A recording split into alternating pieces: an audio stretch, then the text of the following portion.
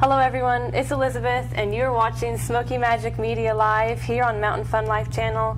If you're tuning in right now, be sure to share this video. Don't forget to like our page. We've got an exciting show ahead of you, so let's go ahead and get right into things and roll the intro.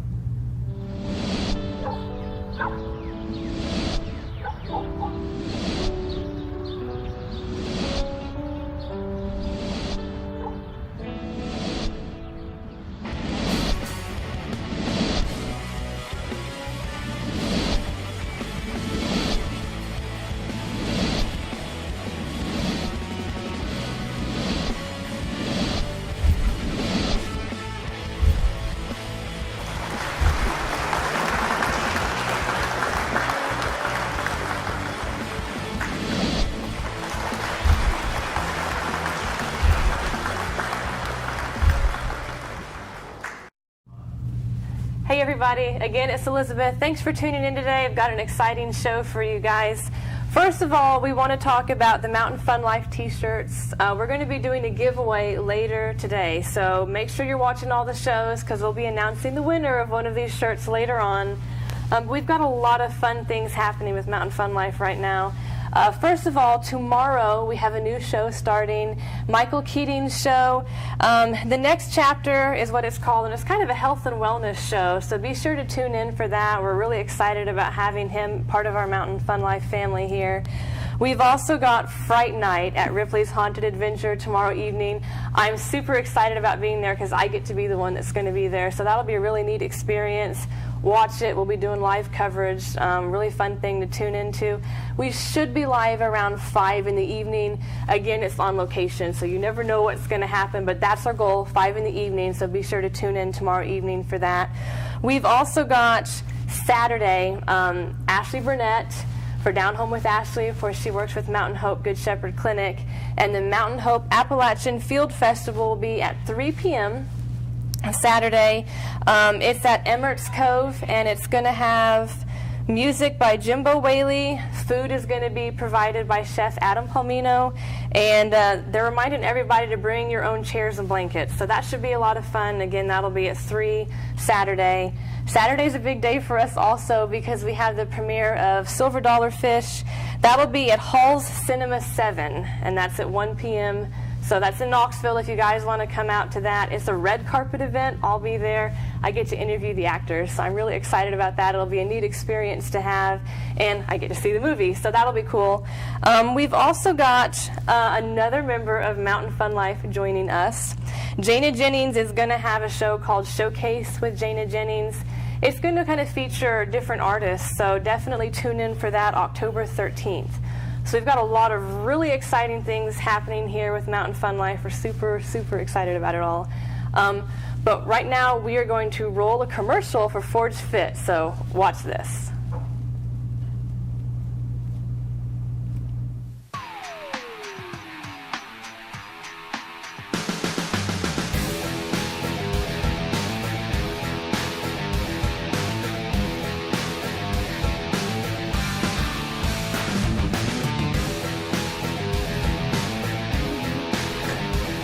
Go!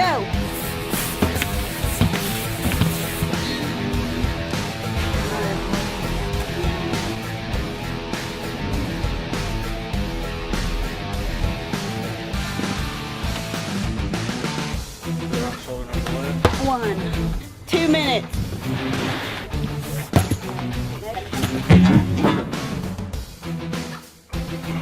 Ready? I am Forge Fit. I'm becoming Forge Fit. I am Forge Fit. I am Forge Fit. I am Forge Fit. I'm Forge Fit. We are Forge Fit.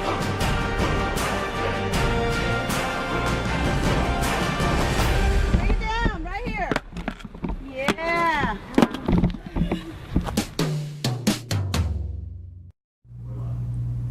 So if you guys want to become Forge Fit, leave it in the comments below. We've got, 5 free sessions we're giving away. So we've got some giveaways for that. If you're interested, just comment on it, let us know, and then we'll get more information to you. So definitely come out and get Forge Fit with everyone. But that'll be an exciting thing. So right now, we're going to get into our program. I've got Al Harris here, and he's going to talk about his company, Mile Marker Images. So thanks, Al, for coming on. Thanks for having me again. Yes, having you again. But we're going to talk a little bit about some different things this time. I wanted to have you back on, number one, because we've got the new studio set up, and we're able to show things kind of behind us. We've got your Facebook up here on the screen. Thank you for that. But you wanted to talk. You want to talk about a particular wedding that's kind of changed your outlook on things. Tell us a little bit about that. Well, first, there's a big myth as a wedding photographer that your wedding photos are going to have to cost you thousands and thousands of dollars. And as a professional wedding photographer, I will gladly take your money. That's what I'm in business to do. But I had a experience where a former bride called me and said, "Hey, Al, I got a girl that needs her wedding photograph." I'm like, "Oh, great, thanks." And she's like, "Yeah, she's going to have surgery day after tomorrow. And you'll excuse me if I get a little upset, I'm sorry." And she said, if she makes it through surgery, she'll only live a few weeks. And I said, "Okay, when is the wedding?" And she's like, "Tomorrow." And that was Friday. I was speaking to her on the phone. That would be Saturday. And I already had a wedding schedule. And I said, "We got to do it in the morning, and I'll do it." And she asked me how much, and I said, I don't know. I can't. I don't know, because I don't know, right? How do you tell somebody in that moment that you're going to charge them money? And so I went to UT Hospital, and I watched a dad push his daughter in a bed down an aisle in a corridor, not down a church or in a park or a barn.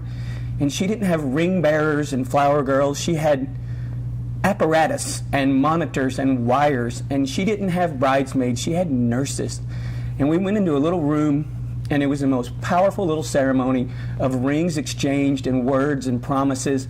And I am very, very thankful for autofocus cameras, because I was more weepy than I am now. Oh, I bet. I can't imagine. But it changed me forever, and I knew that I had to find ways to offer my wedding photography services for special circumstances. I'm not in the business of giving away my services, but I promise that every legitimate wedding photographer out there has options, hourly rates, so that you can get amazing photos on your wedding that don't cost thousands of dollars. Right. And I'm also seeing a trend of us going back to more church weddings, and seeing a trend of people doing more weddings in places like the Smokies, where the backdrop is the venue. Right. And they are smaller gatherings, less about Pinterest and decorations, and more about the moment and the ceremony itself. Excuse me. Yeah. So, and that's kind of my thing. Is the older I get, the more sappy I get about weddings. You know, and when we go to a wedding and we see a couple that is their day, their celebration is an extension of them, it is powerful, just as powerful as that moment that was in the hospital. But often we see weddings that are extensions of other family members, moms, grandparents. Their wishes for what they want the wedding to look like. Yeah, and don't get me wrong, I love a good East Tennessee barn wedding that starts in the morning with the girls all doing hair and makeup. Into the evening. Yeah, with the I love those, night, right? Yeah. I really do, and we do those, and we love them. But you know, I had a girl recently reach out to me, and she had followed me on Instagram, and she said, "I only have $400 to spend on my wedding photography." And I said, "Okay, you can hire me for about 2 hours on a day not called Saturday or Sunday." And so we did, and we went to her parents' backyard, and they had a quiet little ceremony, and we took her to an adjacent park and made amazing photos, and she got those moments in an artful way, that forever, and for her budget. And so yeah, that's I think that a lot of it, what you're talking about, comes down to having flexibility. You know, being able to maybe think outside of the box on a location, think outside of the box on maybe doing your wedding on a Wednesday rather than on a Saturday. That's right. Maybe doing a smaller block of time instead of extending it throughout the whole day. but still being able to find somebody to have those phenomenal images. Because after the wedding is over, after it's all said and done, what you had to remember it by is, you know, your memories and the photos. Right. All of the rest of that stuff that you did for it, I mean, it fades away, it's gone. And brides and grooms often don't remember a lot of the extraneous moments. It's a blur. When I share wedding photos of my clients, they will often look at me and say, "When was that?" And I'm like, "You're in the photo, it was then," you know, like you're right there. Do you not remember? Yeah, so, you know, it's also, there's this trend of going to really elaborate places, and I have friends who are destination wedding photographers, and they travel, and they get paid to go there, and that's wonderful, but we also have the Smoky Mountains right in our backyard. Gorgeous, gorgeous. Yeah, guys. and you can go out there, and now you have to, as a wedding photographer, we have to have a permit to work in the park, and we do, you know, we have to abide by some rules to do that and stuff, but I mean, Greenbrier is one of my favorite places in the park, because, you know, you have the main area right when you drive into Greenbrier, you know, there on the left, but if you keep driving in, it's beautiful back there, and it can be very quiet and very private, and I think, you know, doing a wedding, you can't have, you know, 100 guests, but if you have, you know, a small ceremony and, you know, just your closest friends and family, it's about that moment and about the memory you're creating there, instead of it being about all the food and all of the, you know, the table numbers, and trying to make sure that when you're designing where everybody's going to sit, that you have the right people at the right tables so you don't upset anybody. There's so many little details that sometimes it stresses the family and the bride and the, you know, out so much before the wedding even happens, that the day of it, they're just ready to get it over with. That's right. We did a wedding back in Greenbrier a year ago on the summer solstice with a couple from Wisconsin. That was gorgeous. And, well, it rained, and we did it right beside the creek, and there were like 7 or 8 family members, and she brought a large canvas print of her mother who had recently passed away, and we propped that up against a tree, and the water went by, and you know, the minister, shout out to Tommy Orange, he said nice words and had a great little ceremony, and it was beautiful. And then the rains came, and we all dashed to our vehicles, and we went to another part of the park where it wasn't raining, and took more photos. Yeah, because we wanted non-rain photos too, you know. And so it's about prioritizing your day and knowing your budget. And I mean, if you're going to get married, you're going to live in a world where there are budgets. You're going to have household budgets. You're going to have a mortgage, and you got to live inside these things. And this is one of these things I see young couples come together and either not respect that, and it causes friction, or they work within it, and it becomes kind of a joyous thing, and we have to be creative in that moment. So I think when people are planning a wedding, to keep in mind, you know, flexibility, the budget, but also if you know, you have your budget for your photography, because that's really important. I mean, having those wonderful images. I think so. Creating that moment that you're going to remember forever and making it something special.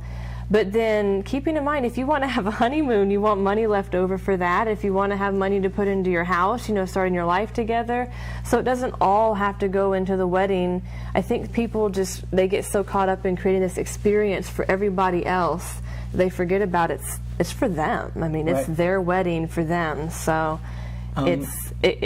they get so caught up in all those little details that it can get overwhelming, or they spend lots of money on other areas and they don't invest it in the photography, and then their images don't even capture all of that work afterwards. There are some regrets that I hear routinely.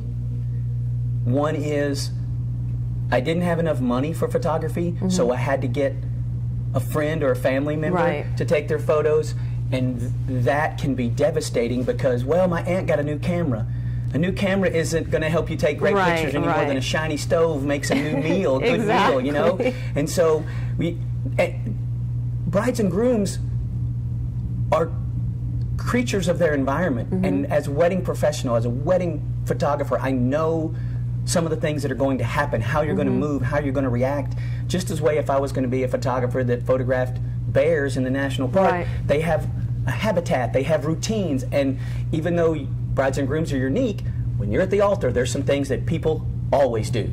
Grooms have a tendency to rock back and forth because they're nervous. They're nervous. Or they they're wrench sweating. their hands. And so you begin to notice these things. As a professional wedding photographer, we anticipate those moments. And you can't teach that to your Aunt Susie in a minute. Right, Even though she has a great that's camera. from years of experience and just being there and working, weddings in the moment and learning these things. And sometimes you've probably learned the hard way on something, and then, okay, I'll know that for next time. One of the things that's always interesting about weddings is that usually something goes wrong. Always. And you've got to be able to move beyond it and overcome it, or come up with a solution. And if the wedding planner can't, it's usually left up to the photographer, because somebody's got to come up with a solution. We shot a wedding in this summer, and the planner came to me right after the ceremony, and she said, "The caterer is lost." And I'm like, "How do I help?" And she's like, "Well, they got to get their trucks in, and the bride doesn't know." And I said, "Okay, great. We're just going to take them to the far end of the property, and we'll shoot all the family and formal photos at the far end of the property. You send me a text when the caterer arrives, and then we'll come back." And I said, so we went out and shot, and then the lady said, "It's a brown truck, and it's got a flower on the back of the tailgate." I'm like, "Great." So in a few minutes, maybe 45 minutes, an hour, here goes a truck with a flower in the back. I'm like, "Is that the caterer?" And she's like, "Yes." And so we all went back. By the time we got everybody back, the caterer had time to get their food and stuff off their truck. And so you've got to pull things together. And you people got to don't make magic. know. They don't know what's going on. You just keep it going as smooth as possible. And if that bride is watching, she might be like, "Oh, that's why we went to the other end of the property," because they questioned me about it a little bit. And I was like, "Well, there's been a lot of photos done at this other end, but not a lot down here. Let's make yours unique, And so you do have to be creative and dance and be in that moment. You have to be very spontaneous and impromptu. So I was in the wedding industry years ago, and I remember a particular wedding where the best man accidentally bumped into the cake prior to the wedding starting, and the cake was okay, but the glass cake topper fell down and broke in two, just completely shattered. And they didn't want to tell the bride, because that was part of her vision. So they made do with some fresh flowers, made something really pretty on the top. So when she goes to cut the cake, she takes one look at it, and she looks at her groom, and he says, "Don't say a word, just smile." Exactly. So, and just move on from it, and they didn't even get into what had happened. But you have to come up with a solution, right in the moment. So that's one of the benefits of having professionals at your wedding that are able to think on the spot. And, like with you, being able to take them away from it, further away to bide some more time. So it's an important thing to have professionals who know the industry, know the ins and outs, and know what to do. And I've got your website up here, so people can go there. That's where they can find out more information about pricing and everything. But really, what's the best way for them to talk to you about it? If they want to work with you, if they want you to do their photography. The easiest way for people is whatever's easiest for them. I am everywhere. I'm on Instagram as Mile Marker Images. I'm on Twitter as Mile Marker Images. I'm on Facebook as Mile Marker Images. I'm on LinkedIn as Mile Marker Images. Branding. Branding is so important. 865-446-0487. Text me. MileMarkerImages.com. We have a little form on there, the Contact Us page, that you can give us some information. And it's a quick little question. When's your wedding date? Do you have a budget? Things like that to help us. And really, those two things, having a date and a budget, are critical to hiring any of your wedding professionals. So you know the direction you're going in. Yeah, if you're getting married sometime next year, that's awesome. Congratulations, you're engaged, but you're not getting married. You're only engaged. Your date? Yeah. And so when you have that date, then you can hire somebody. And I would tell everybody, once you have your date, start hiring, because two things are going to happen. All the better professionals, we're going to get booked up. I have had in the last 2 weeks 4 inquiries for dates in next year that I'm booked. And it breaks my heart, man, because first of all, they like me enough to call me and ask me, but then they're thinking that next May, next June, next July, next September, October, that those are available dates. They're not. And so the other thing that's, when you have that date, book. Don't fall into the trap, well, it's so far away, because it's not that far away. Yeah, you got to get on it right away as soon as possible. In 2017, in the Knoxville region, theweddingreport.com says that there's 5,713 weddings. If you love your wedding date, chances are about 350 to 400 other couples like that wedding they date. like that date too. So. Especially if it's a popular date. So. That's right. But thank you for coming on the show. Thank You're you welcome. for, sharing some insight with us, and hopefully people contact you early.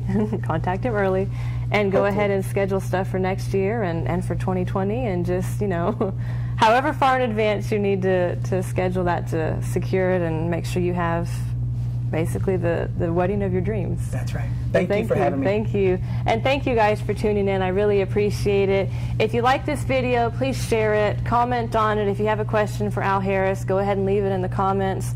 We're really excited about everything that we have going on with Mountain Fun Life.